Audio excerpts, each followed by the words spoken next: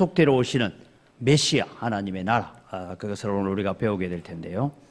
우리는 예언을 통해서 우리는 메시아의 예언이 아주 오래전부터 있었다라는 것을 알 수가 있습니다.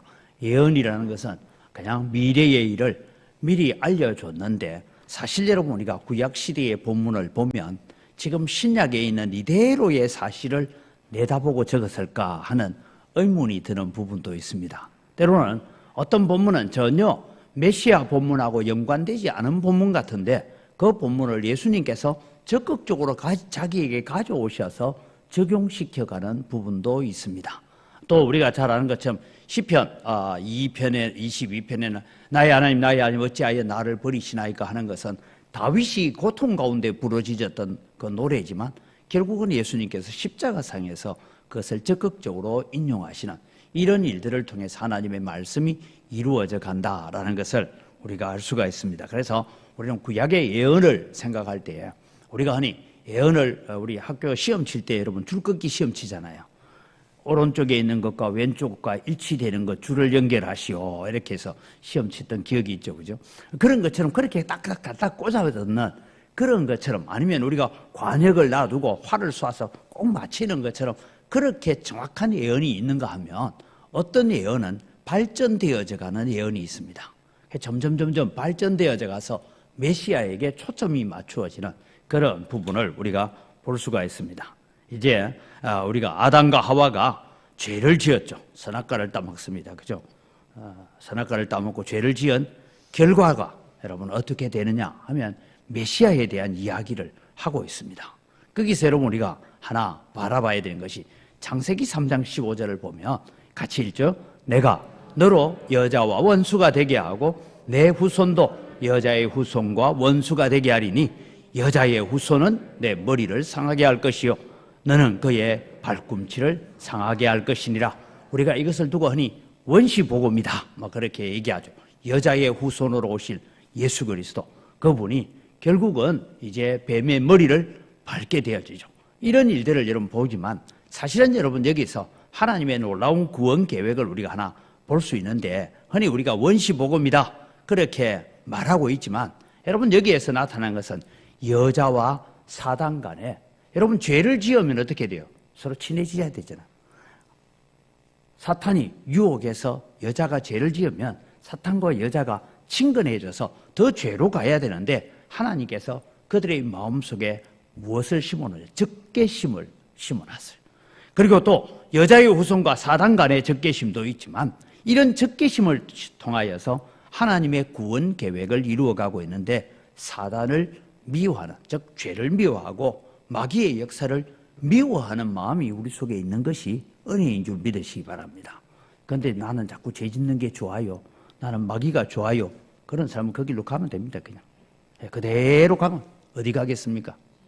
지옥으로 가죠. 그죠?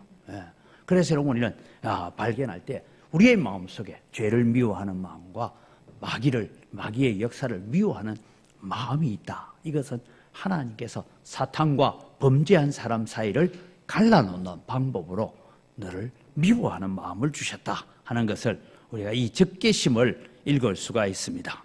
그 다음에 여자의 후손이 땅에 오지 못하도록 막는 사탄의 음모와 여자의 후손을 이 땅에 보내시고자 하는 하나님의 계획이 뭐냐? 이것이 바로 구약의 역사입니다. 구약 역사는 바로 영적 전쟁의 역사입니다. 그래서 구약을 가만히 읽어보면 처음에는 여러분 예수 그리스도가 오지 못하게 하기 위해서 노아의 홍수로 말미암아 인류를 전체 전멸시켜버리면 여러분 하나님의 계획이 취소가 되죠. 그런데 하나님은 노아의 가정을 살리십니다. 그리고 그 이후에 많은 역사들이 있는데 여러분 우리가 구약 성경을 통해서 간단하게 살펴보면 다윗의 자손으로 오게 될 것을 하나님께서 약속하고 난 다음에 다윗의 혈통을 끊어버리려고 하는 시도들이 여러분 우리는 열왕기에 아달랴라는 왕후죠. 그 일을 통해서 일어났던 역사들, 그리고 최종적으로 여러분 예수 그리스도가 이 땅에 오셨다는 소식을 들었고도 예수 그리스도를 죽이려고 했던 헤롯이 이 베들레헴 지경 안에 있는 2살 아래 아이들, 사내 아이들을 다 죽이는 이런 일들을 통해서 어떠하든지 메시아가 이 땅에 오는 것을 막는 것이 마귀의 역사고, 우리는 예수 그리스도가 오게 만드는 것이 성령의 역사다라는 것을 우리가 볼 수가 있습니다. 이제 오늘 본문에 나타난 약속들을 우리가 바라보면 이렇습니다.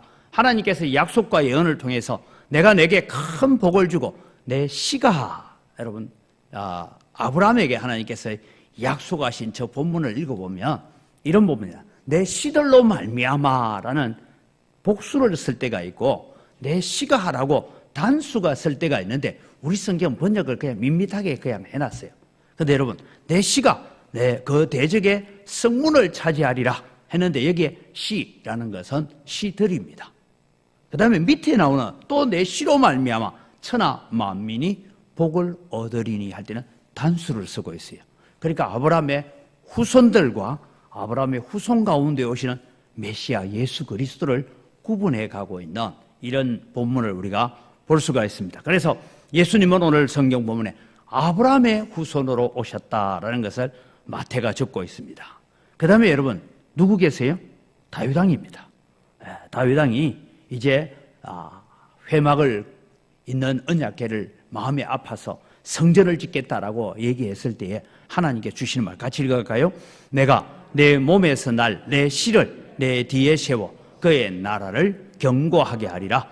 나는 그의 나라 왕위를 경고하게 되고 하나님께서 아버지가 되고 그는 아들이 되리니. 여기서는 1차적으로 솔로몬을 얘기하는 겁니다.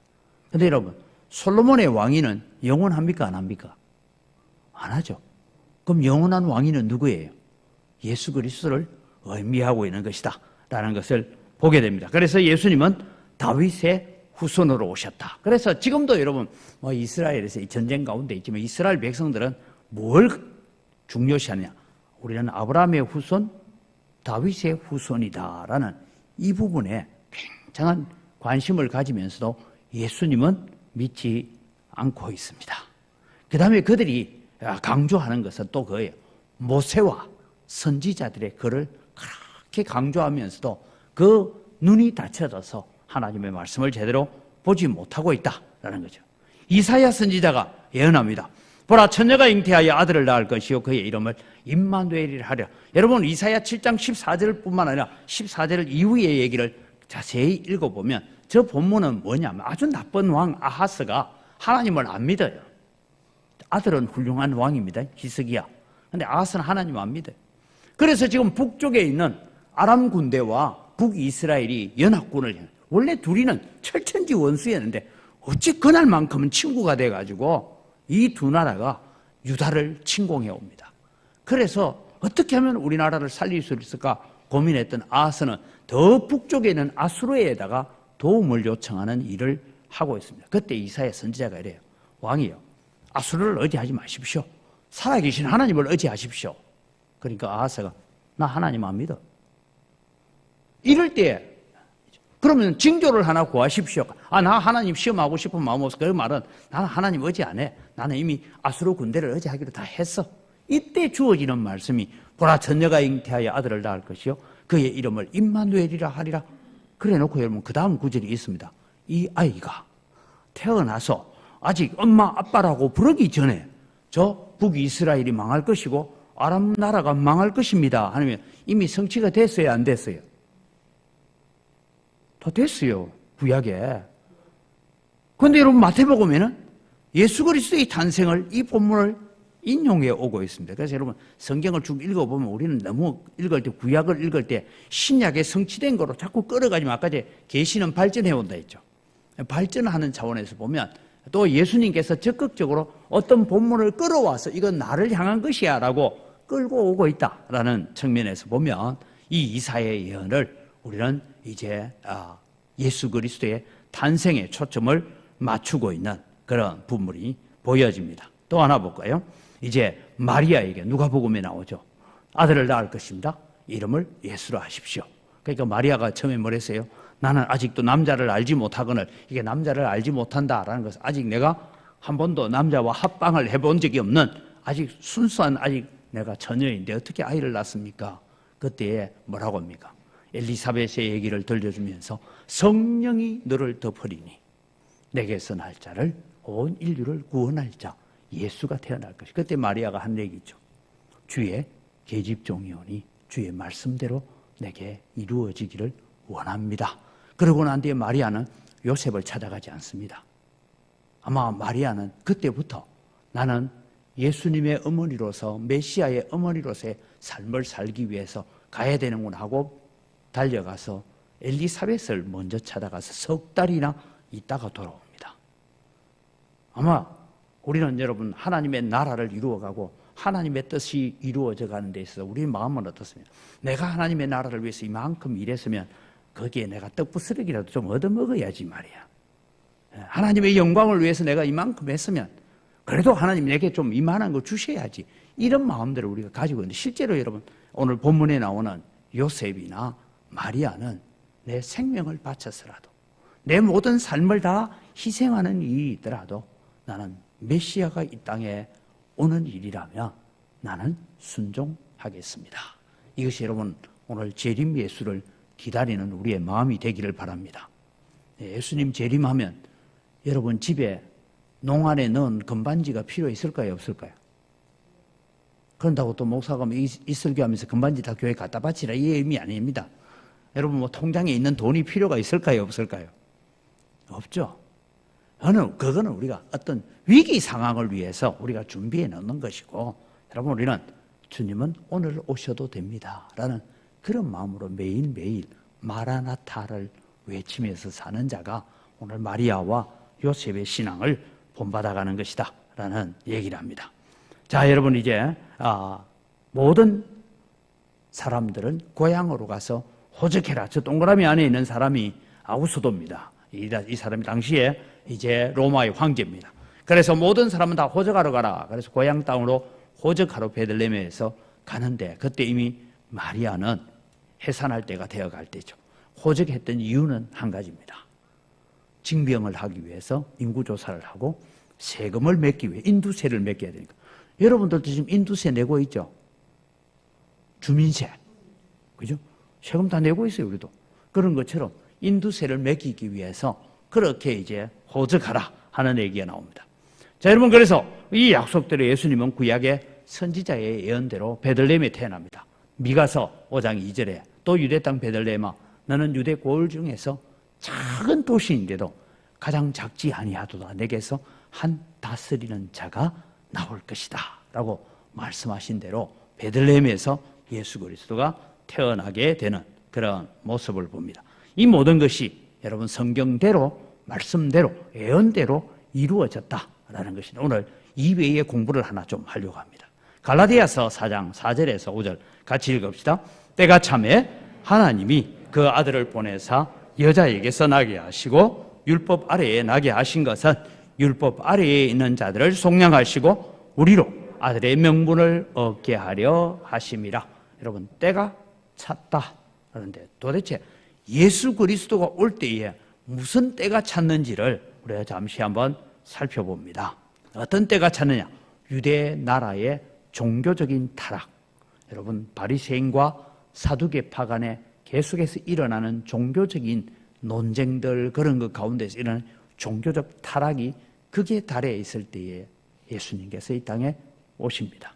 성경에는 여러분 등장하지 않지만 고고학자들에 의해서 발견된 것이 에세네파라고 절대적인 금욕주의, 즉 세례요한처럼 그렇게 금욕주의로 살았던 사람들이 사해바다의 주변에 있는 쿰난 동굴에서 생활했던 흔적들이 있습니다.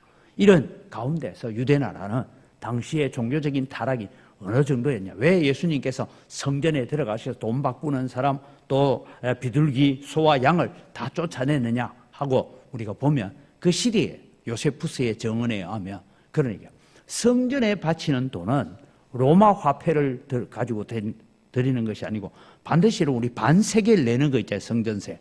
그걸 내는데 반세계는 반드시 유대 화폐로 내야 된대요. 근데 유대 화폐는 그 당시에 통용하지 않습니다.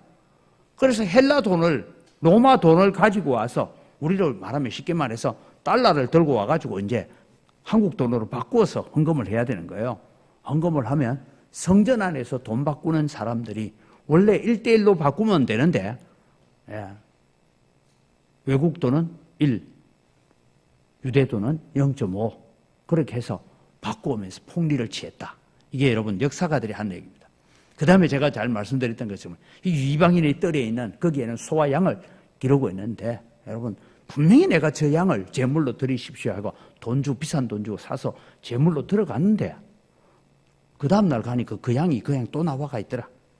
이런 일들이 있었던 것이 사실은 성전을 하는 예수님께서 오셔서 했더니 그 다음에 이 시대에 여러분 때가 찼다라는 것은 언어의 통일입니다. 이게 코이네라는 말은 이 지금 우리 신약 성경이 대부분 적혀져 있는 성경의 언어 헬라어, 이 헬라어를 쓰면 로마의 지배하에 있는 어느 나라든 가면 헬라어를 쓰면 다 알아들을 수 있었어요. 그래서 언어가 통일되어 있는 시점이 때가 찼다. 그 다음에 셋째는 팍스 로마, 로마가 지배하고 있는 그곳에서는 무조건 평화를 유지해야 된다. 그래서 여러분 총독들이 제일 무서워하는 게 뭐냐면 밀란이 일어나는 거였어요. 밀란이 일어나면 총독이 그냥 파리 목숨입니다. 그래서 밀란 때문에 그들은 예수님을 십자가에 못 박도록 내어주는 이런 빌라도와 같은 어리석은 일들이 일어나게 되죠. 그래서 또 한 가지 이 팍스 로마 때문에 로마의 군정 정치가 성행함으로 말미암아서 특별히 팔레스틴 지역은 어떤 지역이냐 하면 그들은 식민지입니다. 바울이 태어났던 길리기아 다소는 비식민지에서 거기 태어나면 자동적으로 로마 시민이 되는데 유대 땅에 태어나면 자동적으로 피지배를 받는 식민지의 사람이 됩니다. 그런데 그곳에서는 과도한 세금과 이런 것으로 인해 힘들었는데 우리가 성경을 통해 잘 아는 것처럼 세리들이 왜 죄인으로 정죄를 받고 세리들이 왜 그렇게 죄인으로 낙인 찍히느냐 하면 세리들은 로마의 권력을 힘입어서 근데 여러분 세리들이 월급이 없었다는 거 압니까? 세리들은 월급을 안 줘요, 정부가. 그러면 월급을 뭐로 받아야 되겠어요? 우리 오늘 기도하신 고대현 집사님이 세금을 정당하게 나는 10,000원만 내면 되는데 10,000원은 정부로 가야 되니까 내가 15,000원을 뜯어가지고 5,000원 내 월급 가져가야 되는 거예요. 그러니까 여러분 세리들은 원래 정부가 월급 주는 것이 아니라 세금을 거두어서 그 세금 거둔 거에 너는 이 동네를 세금을 맡으면 이 동네에서 네가 정부로 예를 들어서 100만 원을 보내라 이러면 나머지는 얼마나 맡기든지 우리 신경 안 써 100만 원만 보내. 그러면 예를 들어 200만 원을 뜯어가지고 100만 원 내 생활하고 100만 원 보내는 이런 것이 세리였습니다. 그러니까 이 세리들이 죄인으로 낙인 찍히게 되는 그런 그 다음에 여러분 도로의 발달입니다. 우리 흔히 모든 길은 로마로 통한다. 지금도 여러분 저 터키나 이런 나라에 가보면 2000년 전에 로마의 마차가 다니고 했던 그 길들, 그 돌길들이 그대로 있습니다.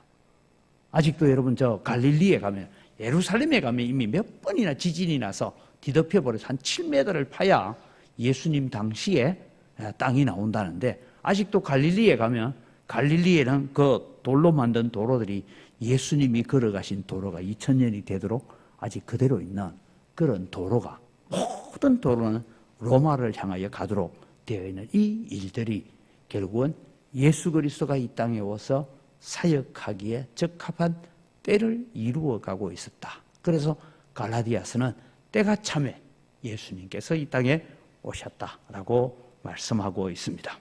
또 이해를 위해서 하나 제가 공부를 합니다. 마태복음은 어떤 복음이냐면 마태가 적었습니다. 마태복음은 유대인들을 향한 복음입니다. 그래서 강조되는 것이 뭐냐? 아브라함과 다윗의 혈통 왕으로 오신 예수님을 강조하고 있는 것이 마태복음입니다. 마가복음은 뭐냐? 종으로 우리에게 오신 예수 그리스도를 설명하고 누가는 헬라 사람이죠. 의사이면서 헬라 사람인데 누가는 참 사람으로 이 땅에 오신 예수 그리스도를 얘기합니다.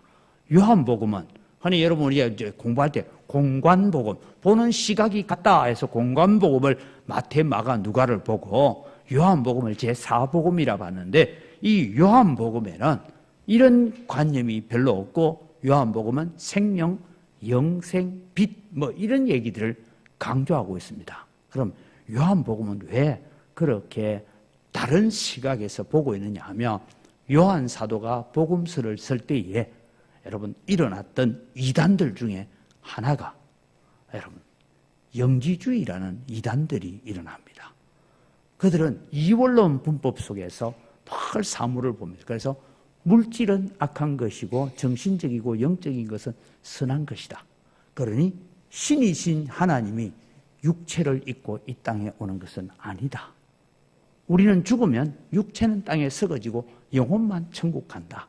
이런 잘못된 이론들을 가르치고 있었기 때문에 예수 그리스도가 참 사람으로 이 땅에 오셨다. 그래서 태초에 말씀이 계시니라 말씀이 곧 하나님이셨고 이 말씀이 육체를 입고 오셨다라고 1장에서부터 적어가고 있는 그 관념이 바로 그런 시각을 일어나고 있는 잘못된 성경 해석자들을 대항하기 위해서 세워진 것이 요한복음이다라면 우리가 보는 각도가 조금 다르게 보여질 수가 있습니다.